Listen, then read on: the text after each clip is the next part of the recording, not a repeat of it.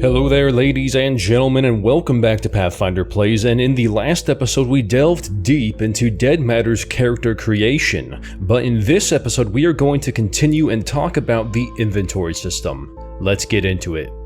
So after the character creation is complete, Klean went into the weapons range and went to a mannequin and grabbed some armor from it. Now I want to know if that was just for the range, just for this stream, or if we can actually display our different outfits and gear on mannequins we find in stores throughout the world. Soon after, the inventory was opened up and the familiar and iconic grid system is shown. But better than that, one of the developers said during this time that the current build that we saw during the stream was 3 to 4 builds old and that the current one they have is so much better. Some of you guys always ask me, why don't they just show a more recent build? I don't know why they don't show it, so don't ask me. Moving on, if we take a look at the inventory system, we see lots of key information, to include all of the slots for your clothes, which include, interestingly enough, 2 glove slots and a scarf. On the left side of your screen, and your inventory system given to you by your clothes, tactical rig, or backpack on the right.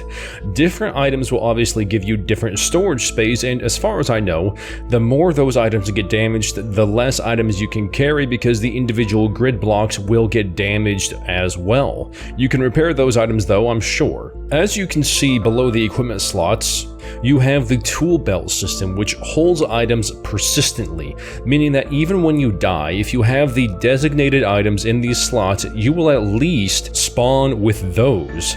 The items that you can carry on your tool belt are the radio, binoculars, a map, a compass, what I'm assuming to be a smartwatch or GPS logo, a lighter, keyring for your keys, and finally a wallet to store your cash, which can be used for trading in the safe zones, and the kind of currency you will have is the US dollar and the Canadian dollar. Next to the tool belt system and located at the bottom center of the screen is the condition of your character. We have blood, hydration, satiation, endurance or stamina, and temperature. In the upper right hand corner of the screen, you see different tabs which you can click on, such as medical, quests, stats, and obviously your gear. I love this system because it is very minimalist, allows you to easily navigate and find what you need, and gives you a clear look at your character at the same time.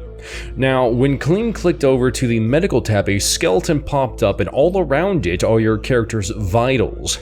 They give you a more detailed breakdown of what you see at the bottom center of your screen. Something that isn't shown on the bottom of your screen with the other icons but is shown here are your macronutrients, or your proteins, fats, and carbohydrates. The system is not like Scum, so if you didn't like their metabolism system, fret not. You are not penalized for lacking in one of these macronutrients, but you do get nice bonuses for making sure you keep them filled and balanced to the best of your abilities. Below the vitals section, you see a conditions section, which will show what injuries or diseases you have, such as if you're infected by a zombie virus or you have a laceration.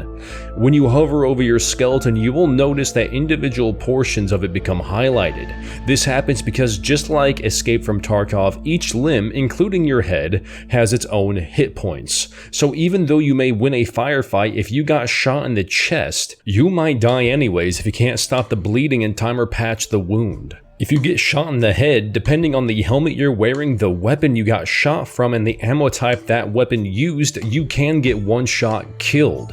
We also see that just like in DayZ and other prior survival games, you can find out your blood type and accept or give blood transfusions.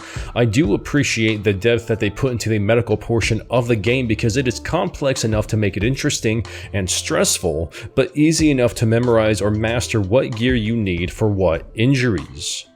When you navigate over to the stats portion of your inventory, you are greeted with tons of valuable information, much of which you should be familiar with. The information you find here is the occupations and perks you chose, the skills you accepted, and the attributes these all adjusted. Below that are the actual stats of your character, which have tons of in-depth information like bleed rate, damage scale, interaction speed, and footstep volume. But don't freak out, I know it looks complex, but the Dead Matter developers don't want to confuse you, but help you understand their system more fully.